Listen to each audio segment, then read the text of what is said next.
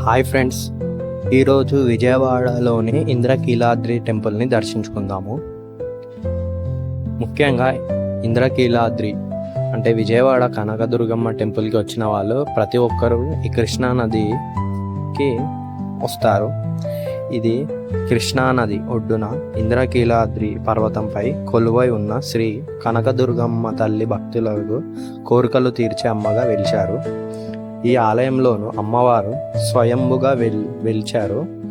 దసరా ఉత్సవాల్లో ఇక్కడ చాలా పూజలు మరియు వేడుకలు జరుగుతాయి. లక్షలాది మంది భక్తులు అమ్మవారిని దర్శించుకుంటారు. ఇక్కడ కొండ మీద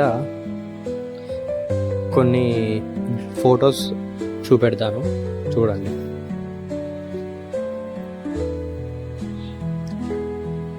ఇక్కడ దగ్గరలోనే విజయవాడకు సమీపంలో ఉన్న దివ్యమైన క్షేత్రము మంగళగిరి పానకాల నరసింహస్వామి. ఇక్కడికి వెళ్ళాలంటే విజయవాడ నుంచి కూడా వెళ్ళవచ్చు. విజయవాడ టెంపుల్ కొండ కింది నుంచి చాలా ఆటోలు, రైళ్ళు కూడా అవైలబుల్ ఉన్నాయి. ఇక్కడ పానకాల నరసింహస్వామి మంగళగిరిలోని వెలిశారు.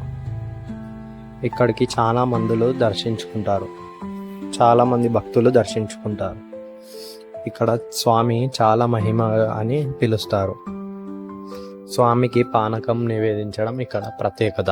పానకాన్ని స్వామి వారు కొంతమేర మాత్రమే స్వీకరించి మిగిలినది ప్రసాదంగా ఇస్తారు. ఈ ప్రదేశం ఎంతో అందంగా ఉంటుంది మరియు కొండపైనే ఉంటుంది ఈ టెంపుల్ అనేది. చాలామంది స్వామివారిని దర్శించుకుంటారు. హైదరాబాద్ నుంచి మంగళగిరి లేదా విజయవాడ రావడానికి ఈ ఇమేజ్లో చూడండి. Thank you. సబ్స్క్రైబ్ చేసుకోండి ఫ్రెండ్స్.